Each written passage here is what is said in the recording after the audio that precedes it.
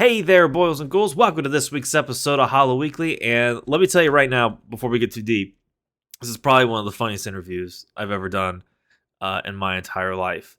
This week, I had the good fortune of sitting down and talking to the show creators of the new FX animated series Little Demon, Darcy Fowler, Seth Kirshner, and Kieran Vala. The show is about the Antichrist, voiced by Lucy DeVito, learning her powers and dealing with her parents who are having, problems raising their child, voiced by Aubrey Plaza and Danny DeVito. My goodness, with a cast like that, do I need to say anything else? Very, very funny show. If you love stuff like Rick and Morty, this is right up your alley. In fact, Dan Harmon is the executive producer on the show. And you can watch all of season 1 right now on Hulu. And I have a challenge for you. Okay, listen. We talk about this, I think, at the end of the interview, but watch season 1 and tell me you don't need a Macho Man Candy Savage in your life. There was a shot in one of the like a shot drink in one of the episodes, and I think it had like brain matter and some other stuff like that. Didn't look half bad. Not nearly as good as the Macho Man Candy Savage. So check that out. Enjoy the interview. Watch the show. Let's get into it.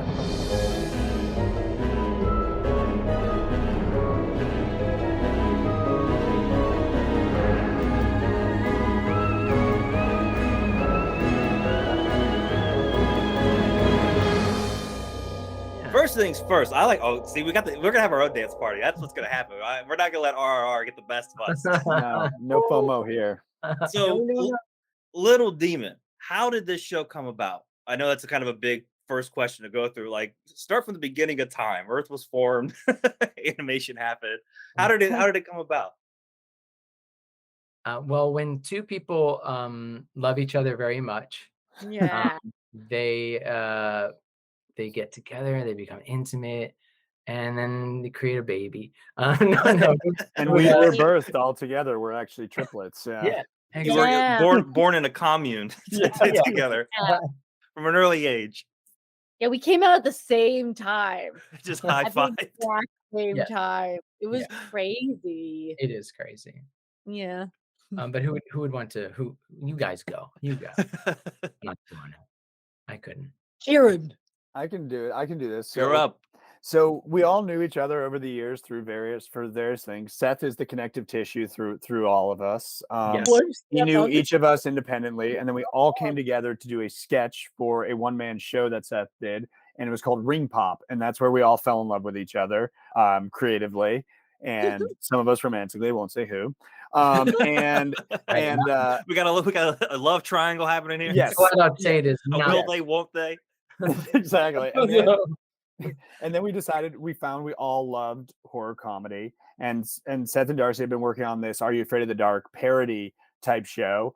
And it was cool. It wasn't overdone at the time. It was not overdone at the time. That's all. That was the biggest part of the pitch. We knew it was going to be overdone in the future, and we'd always say it's going to be overdone in the future, but it's not overdone at this time. That's what we would always say.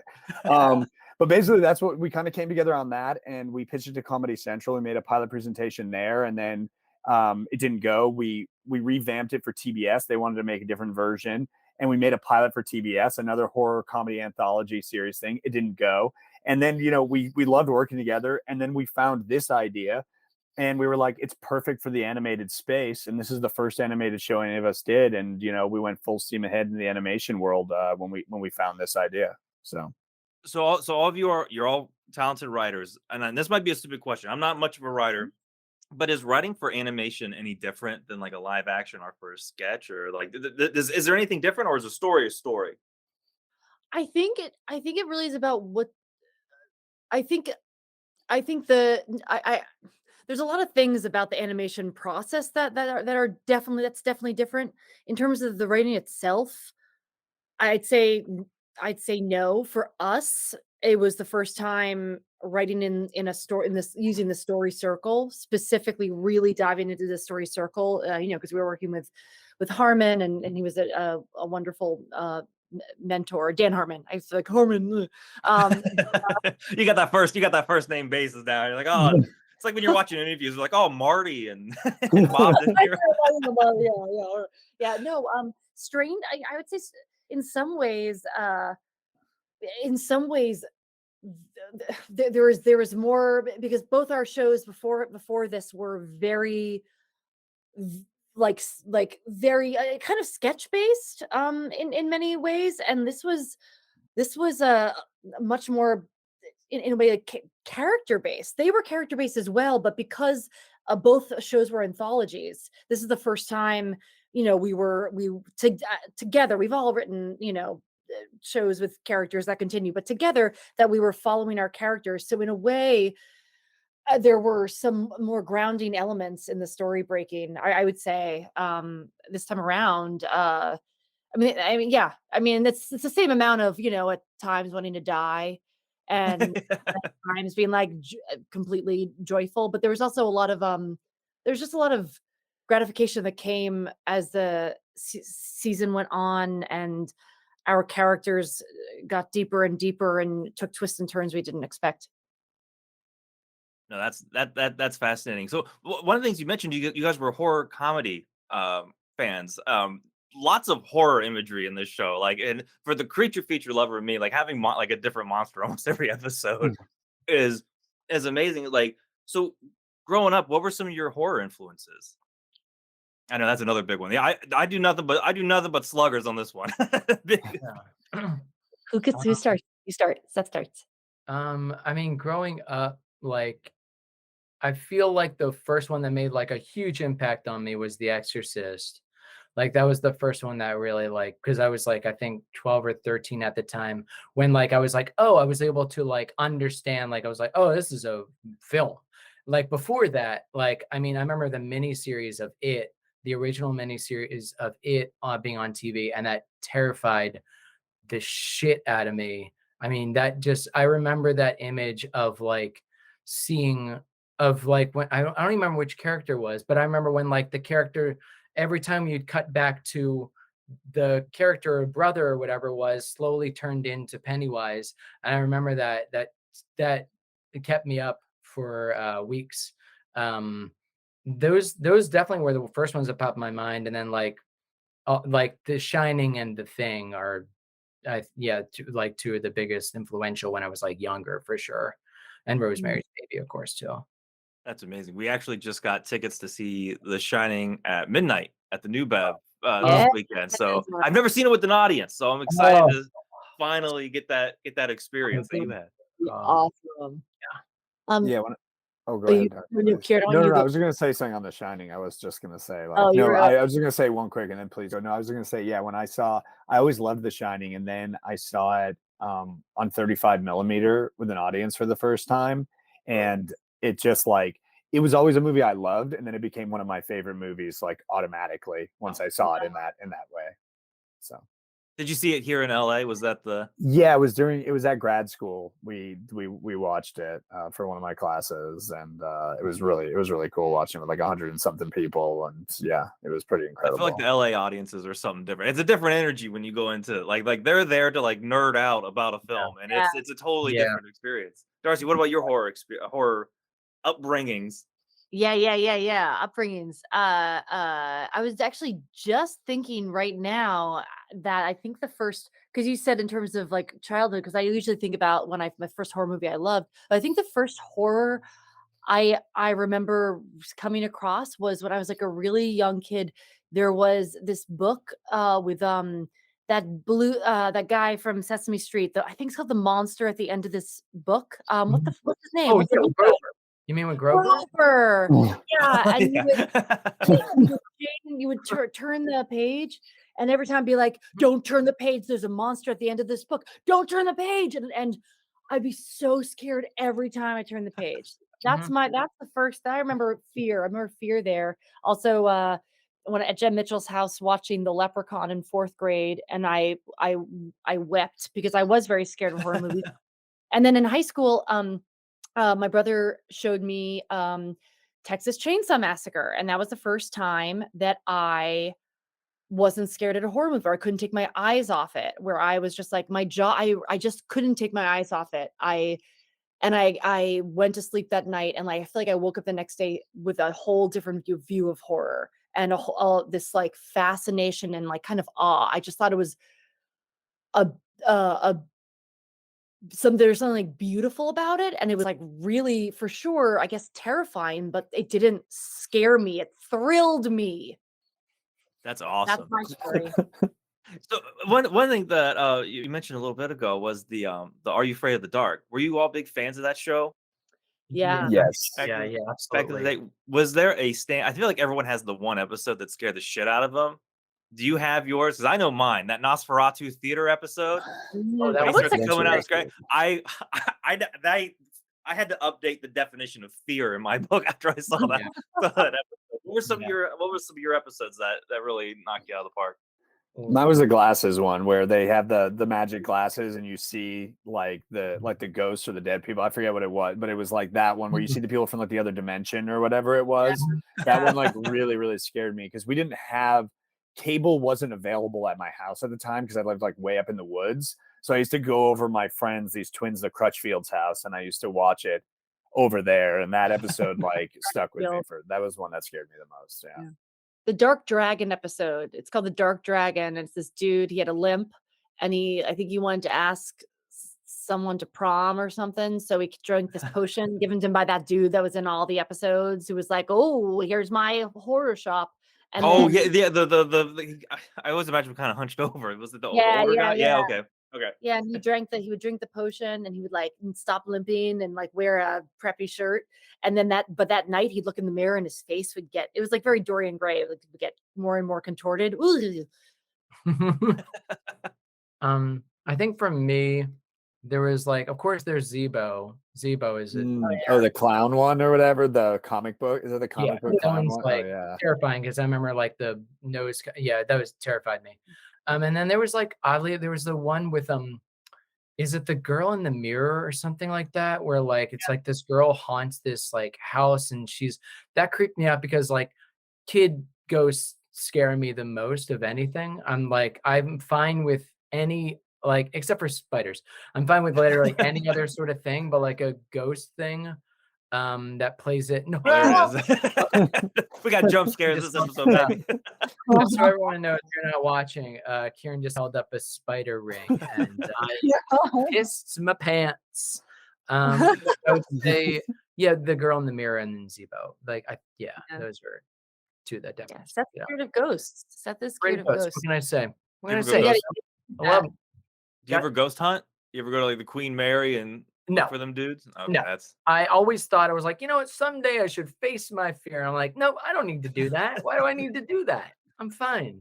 This is Fine like with life. this is such a side note, but we did a ghost tour like a little while back in LA, but it was Oh, where'd you literally go? it was very funny because it was on Hollywood Boulevard, basically in Hollywood. It was partially just because it was just like, what is this going to be like? Because you don't actually go into any of the places, but the history was interesting. They take you by like the Yes. Roosevelt Hotel and the Magic Castle Mm. and the Hollywood Hotel, and you do all that stuff. And the history honestly was really interesting, but it wasn't like scary. It wasn't really scary at all because you're more worried about what might like getting hit by a car or something while you're on the Getting tour. shanked while looking at Musso and Frank. Exactly. Yes. Yeah.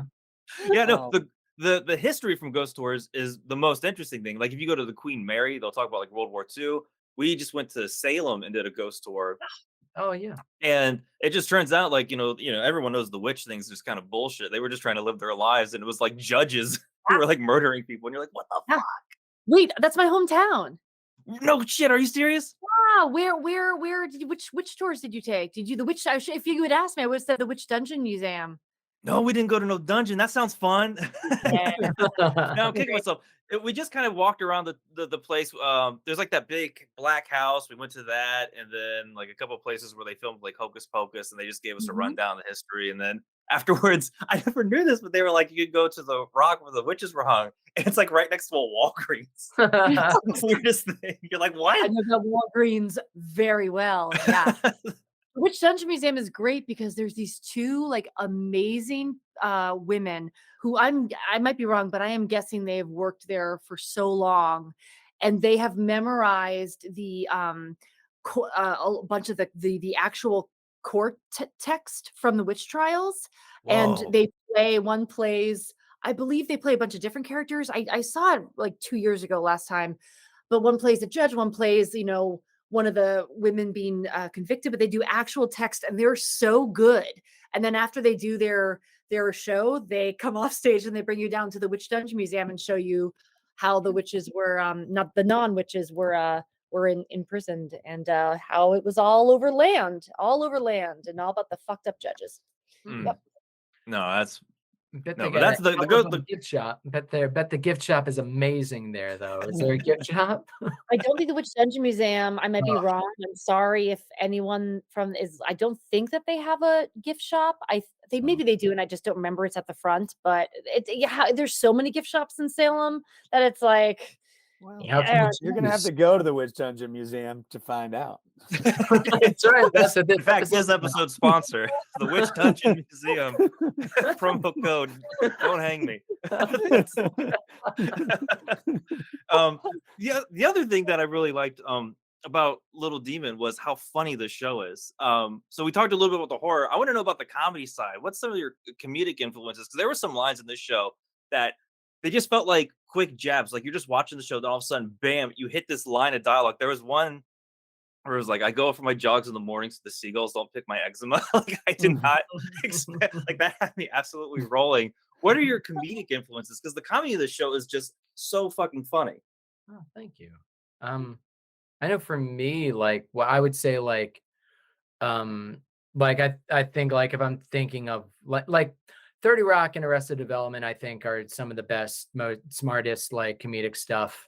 That like yeah, I mean for sure because there's like a joke a second in 30 Rock, and Arrested Development is the smartest with it, and I've always been influenced by Mel Brooks and by like certain like and like Martin Short and like old SNL and I mean and Wet Hot American Summer and stuff like that, and yeah, I mean that's I feel like that's the majority. I mean I comedy is just also Marx Brothers, originally Marx Brothers. I just love Marx. I think it was just some of the most intelligent comedy out there, and yeah, it still is so funny. I really like the David Wayne stuff, like Hot Wet American Summer. Like that guy kills me. Did you ever see the movie They Came Together with Paul Rudd and Amy Poehler? Oh Yeah, my god, yeah, that's some of the funniest stuff. a really good one. Yeah, It's God, that great. one's so funny. Yeah, Yeah, no, that style of comedy is definitely something that like we all gelled on and we came together on basically. That is like Wet Hot, and those references are one of the things that we all like really shared a deep appreciation for when we first started working together. yeah. Yeah, that was one of those things where I feel like we each individually. I remember seeing it in the the video store back in the day. I feel like I saw it was like maybe it was the VHS or maybe it was the DVD. I don't know. I remember seeing it and being like, what is this? And Yeah. putting it in the either VHS player or DVD player. I don't remember. I feel like it was the VHS player. And being like, and laughing so hard by myself and being like, I just discovered a movie. Yeah, what's weird is like about Wet Hat is I was just thinking the other day, I was like, I remember seeing it for the first time and thinking like it felt simultaneously like, I don't know if this makes sense, felt simultaneously it was like I have never seen a movie like this before, and also somehow I felt like I'd already seen this movie like 100 times. You know what I Yeah. mean? Like, it felt like it Yeah. was like oh my god, they're doing this joke. How did like it didn't like it, I was like I can't believe it. I couldn't believe like the humor that was in it. It was like it just made so much sense to me, and I was like, how has this not been done? Anyway, I was just Yeah. Oh, and No, I, oh, sorry. oh no, you go ahead. Go ahead. No, I was gonna say also, I feel like in terms of, and Kieran, you go too, because I think no, I guess we said things, whatever. Conan, old Conan episodes. I feel like that was a big one for me. yeah. Like Oh, like I I used would, to oh, VHS tape Conan back me in the Yeah. day. too. I would Oh my VHS god. every sketch. I wouldn't tape the opening monologue. I would VHS as soon as he got to the desk because something's gonna happen. The tape would come on, the record would come on. I would record Dudes it of all. Plenty. Dudes of Plenty is still My favorite. I still think of the Preparation H guy. I think of yeah. him. Yeah. Yeah. And sing through the aisles. Yeah. It used to VHS tape Conan and then the Bernie Mac show, aka the original Modern Family. Is what how I Yes. refer to that show. That's awesome. Yes. So good. Those two were great. So you're Oh, all creatives, you're all writers. I gotta ask this from an artist point of view. having a show air on network television, what's that feel like? Like when the first episode drops, do you guys like do you get nervous? Do you watch it? Like what's going through your heads when like an episode that you created is airing on TV and like streaming at the same, like what's that like? It's wild. It's it's no, it's I mean, there's for me, you just feel so like grateful to be in the place where you are able to actually do that, to like you see the culmination of so many people's like hard work and effort finally being brought to fruition, because so often in this industry people work on stuff for years. I mean, as we're seeing with like HBO Max and stuff, where they're just canceling shows that have been in production for however long, you see, and it doesn't actually get to be put out into the world. And just to have it be put out in that way, on that scale, on that level, is just something we're incredibly grateful for. And also, you know, you kind of like are pooping in your pants a bit too. It's very nerve wracking also. To Yeah, put something I out. mean, Yeah. he's saying kind of pooping in your pants. I mean, Karen, I don't want to put you on this. Yeah. He kind of pooped in the pants. Pooped his pants. It was a big to do that night. It hit the airwaves of everyone talking about co-creator, showrunner of the new interesting show on FXX. Kieran Valla dookied his pants. I saw that on Deadline. I saw Yeah, it made the news. yeah. Anderson Cooper did a whole thing about it too. Yeah. Like, I don't. They called him Kieran Kaka for 2 months. Oh no! I finally have a nickname. Brother. Kieran the Kaka Valla. If there's anybody still listening to this podcast, hold on, because it's just gonna get worse. You have a sepia filter on, or is it you don't? Because why would you? It looks like you have a sepia filter. Well, people are listening to this; they can't see it. They can't see. You're recording from like a theme park's saloon area where you can get those where you can get those old timey photos. Old timey Kieran. Wanted, yeah. Yeah, that's right. No, it's crazy. I feel like when they aired, it was the first time we were like, okay, they can't take it away from us now. It's like up today, we'll see. Oh, it's gonna air. It's gonna air tomorrow. Yeah, we'll see. We'll see about that. Yeah, I agree. No, it didn't. Yeah, I agree. And it also didn't like, I don't think I personally wasn't able to fully like compute it, even when like my parents or friends or something were texting, like, I saw it, I watched it, and good job. And I was like, how did you watch it? That doesn't make sense. It doesn't make it. How could you have possibly seen this television show? Like, I was like, no way. It's been in process for years, and that's where it stays. It needs to That's stay, what happens. It needs to stay in process, and no one should ever see it. Yeah. No, we were, no, incredibly fortunate, and pooping pants. Yeah. The next season, everyone will wear their diapers, and it will be totally cool. We'll have a nice little cleanup. Don't have to worry. 100%. Won't have to worry about it.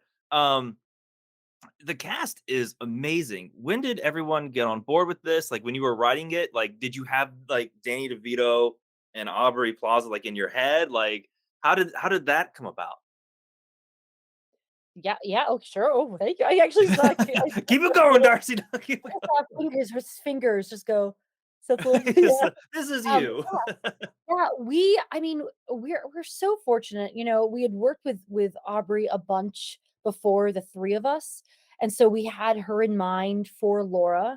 And I had worked with Lucy DeVito before, as in the playwriting world, as a playwright, and she acted, and I think Seth and Lucy acted together in a bunch of things too. Oh, cool.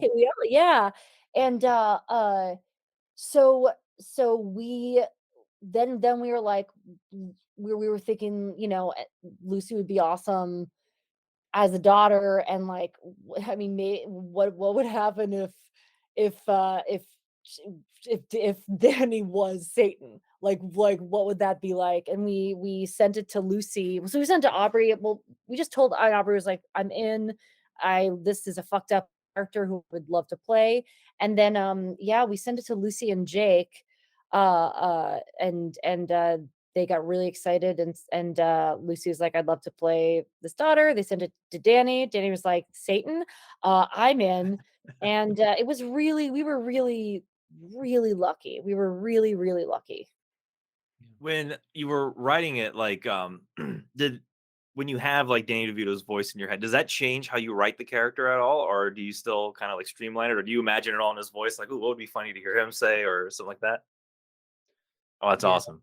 Yeah, I mean, I would say, yeah, like it definitely like progressed throughout the season of like when you when you continue to like write for someone and continue to like collaborate with them, you continue to like learn their voice even more, the more intimate you get with them. And so like, of course, like it is that fun thing of like we knew Aubrey's voice so well because we've known Aubrey for quite a long time, but also that is a thing that continued to progress. But like it would be like I would say with Danny is that like yeah, we already knew kind of like what we were getting into with him in a good way. And so we were like, well, what silly ridiculous things can we get him to say? And then half the time honestly he would sometimes in the booth be like, "Hey, can I say this?" And it'd be even much more ridiculous and insane than stuff that we were writing. And we're like, "Oh, that's good to know that you want to go even further." So we were like, "This is magic. It's just magic of what he would always deliver." So yeah, no, it's a gift to get someone like Danny DeVito to like to collaborate with and then to make him say like I'm an armadillo. I'm the devil in a dead armadillo. Like just stupid things like that where it's like, oh, this would be fun to just hear Danny DeVito, like like amazing renowned actor, say these very stupid things. That's always very fun. And be so game for it. Oh It's yeah, just 100%. Yeah, so awesome. absolutely. Yeah. And that's gotta be kind of wild too, as writers to like write jokes and dialogue, and then to hear it from like someone who has like a pretty iconic voice, Yeah. like Danny DeVito. Yeah. Crazy. It's crazy. Yeah, and like sometimes he's so thoughtful. Like there's I think it was just we were, the hours, it's like 16-hour days a lot of time. I remember we were in the real trenches of it all, and just like hardly sleeping. And I remember the next day, each of us got a sent to our house a giant platter of bagels and lox and so many cookies. Said, and then the person said, from Danny DeVito. It was amazing. Yeah, there's He's so many great. cookies. That has to be very, very surreal. I Yeah. also, what I like about the show is, if I remember correctly, like being the Antichrist in middle school is a pretty gnarly, is a pretty gnarly. I was curious, what were your middle school experiences like? Like, is there anything like from your experience that made it into the show? Because I remember my middle school experience, it was Midwest in Ohio, and a hot topic had just opened up. And let me tell you, we went in there, we looking like some goth punks. Like we had like the plaid pants and the Yeah. plaid shit. We thought we were cool, but I was. But so I'm curious, what was yours like? Were you as dorky as I was back then? Yes. I mean, yeah. I mean, I feel like probably all. It's where a lot of, besides things like Mel Brooks and Conan, it's where a lot of our humor came from. For me, I'll say for me, I had very intense braces, and they had to one point move like all of my teeth like this, so one tooth could come in. So for all of seventh grade, I Oof. had a snaggle tooth, and I Oh, would that's braid rough. my hair. I would braid my hair every night because thought because I thought it looked cool in the morning when I took it out. That's me personally, but please, I know boys. I did exact same. Mine was the exact same experience because that's how we met. It's a Facebook group of tooth braid people in middle school, and it just also was like, why is it felt like there was a lax on the title. I know. I was yeah. I mean, I was like short and Jewish and growing up in like a non-Jewish like area. I mean, there was like we had Jewish people in our area, but like it just was like, like getting picked on a bit throughout middle school. And like Darcy was saying, is like that is sort of like for me is where I did like develop further my sense of humor, because realizing that like, oh, if you have a sense of humor, you can also in some way show that you're potentially you're more clever than a lot of the people that you're near. And then also it's of course a defense mechanism. And then also it is a way to sort of like bond in some way. So it's like rather than like using like humor to like bully others, it was like using humor to diffuse situations was really fun to figure out like, and so that's around that time. But it was also fucking hell. Like middle school was like such a crazily depressing, scary place that yeah, man. And it's a rough time. And I had a crush on, I think every single girl that was in my school. I think every girl that was in my school I had a crush on. Yes. When I was People are Wow. like, I kind of like that girl. You're like, no, I like her. Like Yeah, I was every like, single "Oh, girl, you're like, I got no, bad I news. like her. I like all. I'm a that's my sinner. mind," even though I stood no chance with any girl. So there was that also. Yeah. Actually, see, my middle school experience is a little bit different. My name was Braden back then, and I had blonde, spiky hair, and I was the captain of the football team. And then I changed my name, so I would fit in Hollywood. And I was like, yeah, I was a nerd. I was a nerd too, but really, they actually recruited me for the NFL in middle school. It's a whole thing. I don't need to get into it here, but no. It was like Seth said, it was a hellscape, and yeah, using comedy to navigate it. And a girl actually dated me on a bet, like a team bet. Oh And I no! literally went. Oh, It no. was Yeah, a she bet, felt and I think it was bad. only like 5 cents or something. It was a small bet or like a quarter. It was something really small. So she it wasn't as bad as like, oh, it's a large sum of money, so she would never do it. I think she was like on the fence, and her friend was like, oh, here's like a quarter. But then this other girl told me, and I was like, it was a bet, and I like called her out in the hallway and stuff. Middle school was tough, but yeah, Kieran's No, all that. Kieran's I all was that. all that. no, that's rough. I've had a similar experience where someone wrote a love letter to this one girl, and she rejected me in front of everyone. And I was like, listen, I didn't even ask you out. How am I getting? Why am I feeling rejected? And it wasn't even me. And I gotta live with that It's guilt. so unfair. Yes. It's so unfair.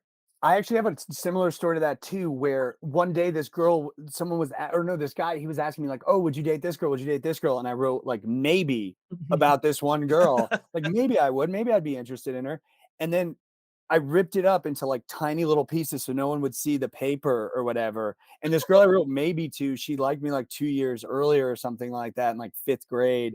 And I was like, I wasn't really ready to like date at that point or whatever. And then this other girl went and reconstructed all these tiny pieces of paper, put it back together. And No.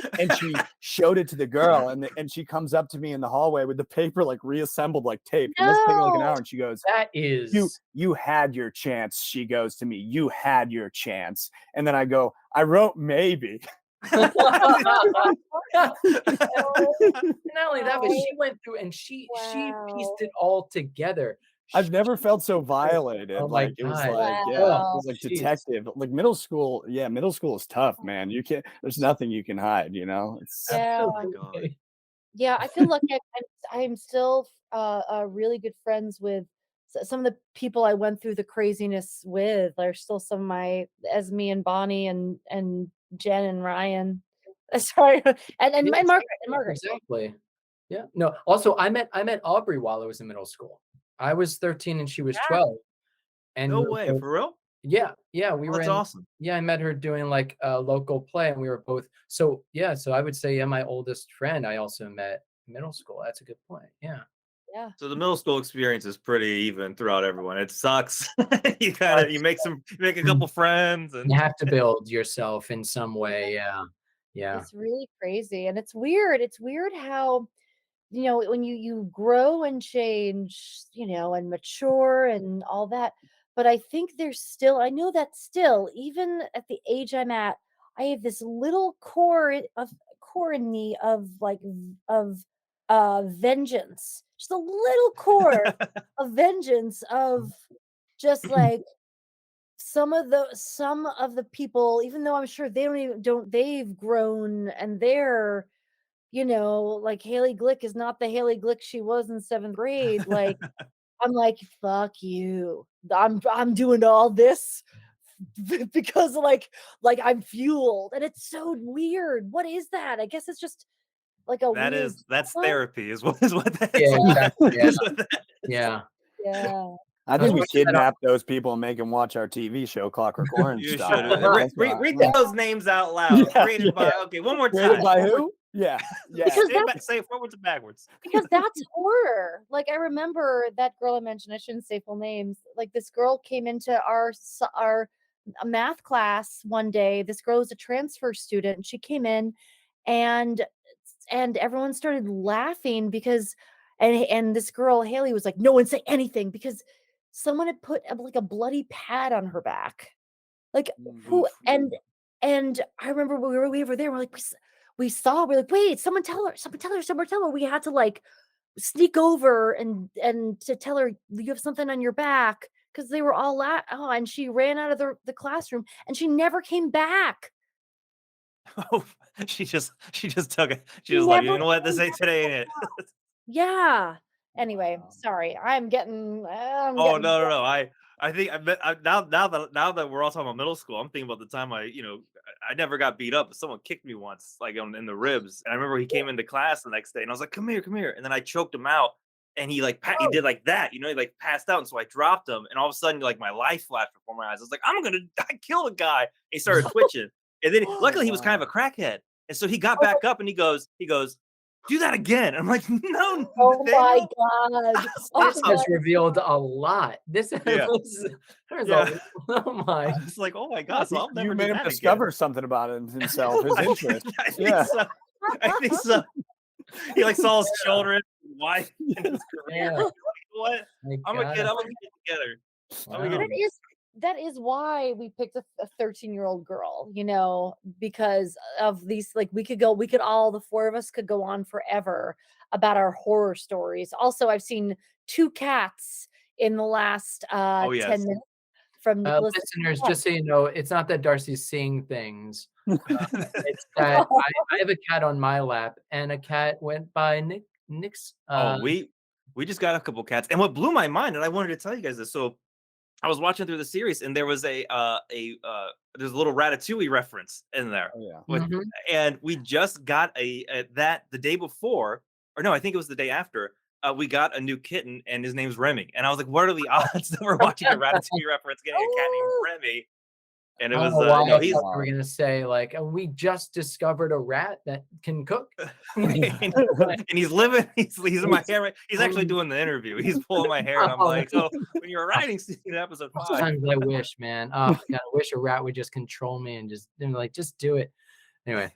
It's so crazy. After the Ratatouille thing, after that was already written and animated, I feel like sometimes things just get into the zeitgeist. Like I feel like Ratatouille in general, joking off of Ratatouille, where suddenly we were like, oh my God, it's everywhere. Everyone's joking about Ratatouille. Yeah, like in everything, everywhere. They had Racat Oh, that's Cooney. right. Yeah. So Mhm. funny. Yeah. That was Yeah. So so funny. that was a great one. So Love that. the one thing I'm curious about is all the creatures and the monsters. How did the designs, like they're so mind-blowingly awesome, and there's so many different varieties of it. How do those get created? Like, do you write like kind of like an outline of what like one monster will look like, and then animators come together? Like, what's that process like of creating all the cool imagery in the show? Well, Kieran drew all of them. No, I'm just kidding. She's No, like, well, Kieran drew the whole series. Yes.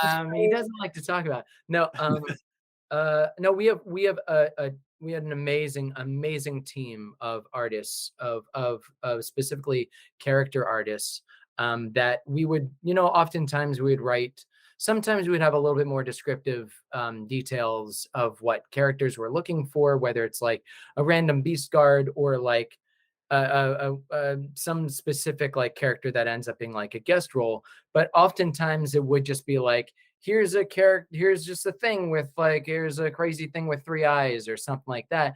And then a lot of times what would happen in art reviews, they would send maybe details off to the artist, and then artists would come back with their depiction of whatever, like a couple depictions of what they might think this specific character could be, or like an onslaught of a bunch of different characters within that world. and they'd be like unbelievably creative things that they would come back with us. And then sometimes we would like see those characters and we would say, well, we like this thing of that character, or we like this, that thing of this character, and so forth. And then we would slowly like, I mean, it would work different a lot of times, but we would just sort of piece together each time of different elements from each character and then fuse them. Or sometimes we'd just be like, that character, that's it, that's right off the bat, we love that, what, don't do anything different to that. That's like, I think like the character of Jimmy, which is in episode 3, like the first depiction we got back of him immediately, of like the smaller one, we're like, that's it, that's exactly the guy. Like it just, and there were no notes for it, and it was rare for that, but just the artists were just unbelievably talented and Yeah, clever. Paula there's Spence. Go. no. What are you gonna say? Go ahead, Dars, please. No, I was just gonna say names. Paula Spence, art director, Jeanette Marina King, supervising director, and so many amazing people like Kang. And anyway, sorry, go. No, I was just gonna say, like, yeah, no, I think just to add on to what Seth's saying, it's like sometimes, we had very specific references for certain things for them to go off of, even if it was like 2 or 3 references kind of combined to put together. But sometimes they were like highly conceptual, where it's like, it's just an idea for a character, and then that's really where we had to like lean on the artists and our directors and everything to really kind of jump in and kind of figure out what that needed to be. Yeah. That Those is that is. those two. Oh, sorry. Oh no, go ahead. Just say they're both those two. I'm looking. You can't see. I'm looking at Seth and Karen. They're so incredibly visual. Like I'm just not always as a visual a person. I just like, and I've just, it's crazy what that they would see. I would, yeah. That's all. That's all It's I gotta probably say. because we're wearing glasses. It might be that we have glasses, so we can just see extra. No, yeah. No, Like my that. husband will switch around a whole room and like decorate it in like and paint the walls, and he'll be like, Darcy, and I'll come in and be like, hey, like, are you Where fucking am kidding me? I? Yeah, I It's sounding genuinely, less that so it's sounding less that Kieran and I have good eyes for things, and that I and have no, yeah, maybe It's yeah, you're but waking up in a different house every other Yeah. Wednesday. Is no, what's but happening. they really do. I was always so, because as someone that just, I think I'm an auditory person, I guess. I just was always so impressed in those design meetings, because for me, a lot of times I'd be like, I mean, no, I would be good too. I would be like, oh yeah, that needs something. But sometimes I'd be like, yeah, it's fine. And then you guys would articulate a few things where I'd be like, oh, damn, shit, yeah, that's all. okay. I'm learning to be a more visual person through animation. What better way to learn? That's got to be like the Yeah. top shelf way to Yeah. to make that happen. Yeah. Well, speaking of the visuals, I really like. I guess it's the if you would call it the depiction of hell being at that bar, quite a bit. I really enjoy that. In fact, the only other version of hell that I can think of that really stuck with me was like Little Nicky. Do you remember that movie? Mhm. Like that was like the only like it's those 2 films. Like when I think of like the underworld or something like that, it's gonna be that bar and Little Demon, and then Little Nicky with Harvey Keitel just running around in a some kind of Oh my suit. God, that's amazing. Yeah, I think we referenced Little Nicky in episode 7. We do, yeah.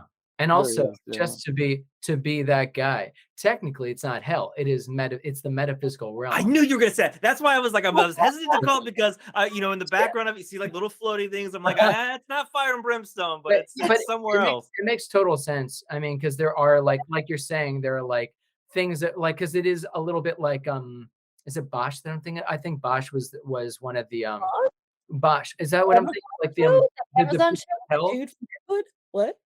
What? Who are you talking about? Bosch, the Amazon show with the dude from Deadwood. Yeah, that's exactly what I'm talking about. No, I think I thought about the dishwasher. I was yeah, like, the the brand. the the art, yeah, it is Bosch. It's the artist, artist Bosch. Yeah, So like the like Dutch like painter. Yeah. yeah, Right. so and originally like so what you're even Oh, pointing okay. I got it up right originally here. one Yeah. of like the inspirations for like parts of metaphysical realm were like Bosch's Yes. depiction of hell. So there were like Yeah. elements of that we found interesting, because I mean, of course, like because that painting is one of the more like It's I mean, guys, newsflash, he was pretty good. Okay, the artist, check him out. A little known guy, underground dude. If I can promote anyone, it's Bosch, and also the show Bosch. Check out Well, we did look a lot on airs every I think the show Bosch has a sequel now. I'm pretty sure. the show Bosch is a Wow. sequel I'm pretty to the sure, yeah. artist. That's this episode's other sponsor. Funny enough, we're It's Bosch. sponsored by those. We're Check sponsored out by Bosch. the Witch Dungeon and the sequel to Bosch. All the horror references. When it comes to like, so how do you guys write the show? Like, do you get into like to a room together and like you're like, okay, episode 1, 2, because there's a lot of things going on. Like some of the stories throughout the series are like the parenting between Aubrey Plaza and Danny DeVito. I really like. What was the inspiration for that, and how do you hammer those kinds of like writing beats out throughout the series? Yeah. So you mean inspiration? Sorry, I think you guys cut out for a moment. Oh, so there, I think I accidentally combined two questions into one. So let me splice this up. One thing I really liked was the parenting between Aubrey Plaza and Danny DeVito. What was the inspiration for that storyline throughout, and how they sort of figure out how to parent throughout the series? That's a great question. Yeah. I mean, I think that it was a di- that was a that's a, it's a difficult balance because, and I don't want to give away anything with like a season 2 stuff, but it's we're at the center of our show is a broken family, and we're dealing with two very flawed parents. One you could say is much more flawed than the other. The devil, and which is partly because he's the devil, but and partially because he's had eons more years to fuck up and to build complex uh fucked upness. But we also felt that that there had to be something between the two of them that was really real to each people, and there couldn't be a relationship between them where one was highly more toxic in the relationship than the other. There had to be some kind of they each can match each other in both the good and the bad. So I think for us, a lot of it always comes back to looking at divorce and broken families and dysfunctional families, and with humans and with mythical beings, with the stories of awful stories of Zeus and Hera, and how they would would betray each other. It came down to finding the balance of how can these people grow and learn, what do we love about them, how can we give this couple some potential little window of hope, and yeah, just exploring the messiness. I don't know if that answered the question. I don't Yes, it remember did. who I No, well, when I was watching it, it reminded me of something my therapist always says. Like it was weird. There was something very therapeutic about this show. I'll tell you this right now. I was watching it and I was thinking about things my therapist had told me. She'd be like, you can love somebody, but not like the way they're treating you. And I was like, I see that in this show. You can like, Yeah. you can forgive them because they're trying their best, and you can not like what they're doing, but at the same time still have a little love for them. And I thought that was really, I thought that's why I wanted to ask that, because you guys like knocked that out of the park. I'm like, are you guys listening to my therapy sessions? Because this is hitting kind of home a little bit here. Awesome. That's cool that connected to you like that, because that's exactly what we were hoping for from it. It was really nice. So last question here. I want to be mindful for the time, because I swear I can do the RRR episode where we go for 3 hours. The Avatar 2. We'll have an That'd be great. So for the listeners who are writers and artists, what advice would you give them? I guess we'll keep it to the writing aspect, but for aspiring writers for the show, if you had to give them any lick of advice, what would you tell them? Hmm. One piece of advice that I'll say that I think a lot about is I think one of the most challenging things about writing is like just getting it done, sticking with it, taking something to fruition. And one thing that I've learned over the years is to like work with myself more, where I used to put certain amounts of pressure on myself and try to make myself work in ways that didn't really accommodate to who I was in my process. And I think it's just figuring out like what process works best for you in writing that you're going to be successful long term and that you're going to like get the work done, like how you're going to figure out to do that and to really like work with yourself and figure out just play to your own strengths. Basically, that's one thing, one bit of advice that I've learned. So. Awesome. Yeah. And I would add to that, I think a big thing that I learned and I'm still learning, probably will, it's something we're all like learning our whole lives is, but trust yourself. Trust yourself and trust whether you're writing alone or you're writing with your group. When you guys have an idea or you have an idea that you're excited about, however out there it is, trust it. And it's really easy. I think the three of us have been in a lot of positions where we'll bring the idea to someone. Maybe it's a rep, maybe it's who knows, and they'll be like, no, that's too out there, that won't sell, or no, and usually, if it's something that we truly believe in, you ignore that and you keep going. And it becomes, I think some of the most outlandish ideas we've had are the ones that we've had to get past. A lot of people have been like, no, no, no, no, no. You keep going and you get it done. And I think also finding continuing to expand your network of collaborators and of people, friends and colleagues you respect that are kind and humble, that and because I think a lot of times people in like execs and stuff like that, they're all afraid to lose their job, so they're afraid to say yes. A lot of times when you have these people like we happen to be to know and to have worked with the DeVitos, and they want to take risks, so a lot of times if someone says no, you find the right person or you find a friend who's like, actually, you know what, I'm gonna send this to this random producer because I think they'll get it. And there's so many ways to get things done. I'm sorry, Seth. Awesome.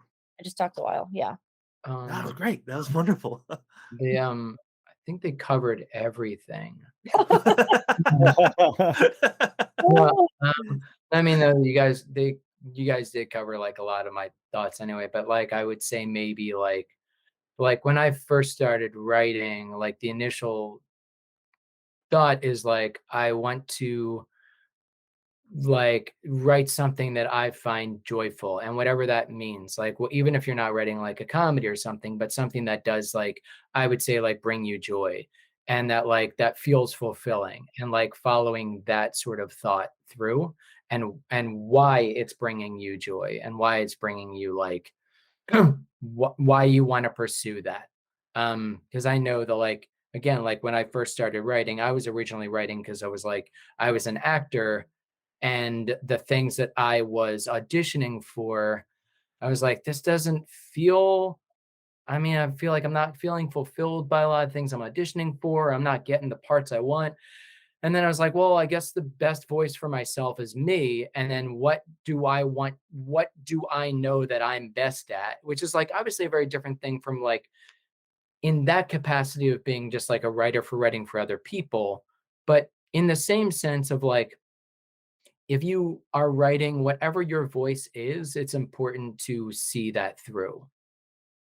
And I think, Mm. yeah, I think that's probably it. Oh, that's killer. Awesome. Well, Little Demon, where can for the viewers, where's the best place to watch it right now? Full season's out. Hulu. All episodes streaming on Hulu. Change into your PJs, get your snacks, and watch that stuff. And if you're Well, in speaking of- Canada, then Disney Star Plus or New Yeah. Zealand or Australia. If you're or gonna one of grab the- any snack, and I meant to say this earlier, but like I love when shows have like certain types of foods. You know, like Hannibal had good food. You know, other shows have. So I've never wanted a piece of food so bad. The Macho Man Candy Savage. Dude, let me tell you, that's the best. That's easily one of my favorite things in the entire series. Is the Macho Man Candy Savage thing is one of the funniest things. Like one of our writers came up with that, and I'm like, this one Miles, is brilliant. Miles Woods, Miles. and Miles Woods. that's he's. Love you. It's just, and then when the prop for that came back, when the artist drew that, I was like, that was like the moment. Was like, oh my god, this is a show, and people are gonna see it. Like, it's Yeah. crazy. That is Well, truly anyway. Well, Yeah. for season 2, there better be some Macho Man Candy Savage merch available. Like I want to sit my ass down and have Honestly. one in each hand and just go Yes. to town. Right. Hear Honestly. that? FXX. That's right. Yeah, And what- it's Yeah. so for like a Stone Cold Creamery, like honestly, Yes. like it's one of the funniest things in the world. Yeah. Whenever I talk about Miles Woods, I turn into like a 70-year-old grandma and start saying he's gonna take over Hollywood. He will. Oh, He will. one last thing about the Macho Man Candy Savage thing is that when the artist drew it and they sent back, like they sent the drawing of it first, they labeled each of the things that was on it. They were like, here's sour candy No ribbons. way. Sour candy ribbons were like the things on the side, and they said like it was like they had all the details of what type of flavor it was. I remember that. It was like I love it. Incredible. The Brilliant. blueprint is the real deal. Like we can we can make this happen. Yes. You Yeah. could. We Yeah. have it. Oh, perfect. Well, now we all have something to live for, so we can make it towards the Macho Man Candy Savage. Well, thank you all so much for taking time. This was an absolute blast. Season 2, let's get that happen. So I have you back on the show. We can keep this going. We'll next time we'll have our candy and we'll make it we'll Yeah. make it happen. Sweet. Perfect. Well, Nick, Cool. thank you, man. This was awesome. Thank Thank you. Really was you. a pleasure. Oh, So- anytime. Love to have you all back. Awesome. Yeah. Perfect. Awesome. Oh, here. Cool. Well, We'll be I'll right stop the here. recording there. So for the podcast, we're all square away. We're good. We did it in time. This is Awesome. great. That was great. That's awesome. Really, man. This is Thank you. perfect. It's really fun. It was No really, problem. it was No problem. super Love the easy. show. It was one of the funnier things I've seen in quite a while. Oh, So I really enjoyed it. Thank you. Thank Seriously. you. That's cool. Easy. That's cool. Yeah. That's great to hear. It was a labor of love. We worked on it for many years. So. Yeah. It comes through. It comes through. Thank So you. anywho, you all have a wonderful day, and yeah, see you guys next time. Cool. Yeah. Absolutely. Thanks so Cool. much, man. Have a great day.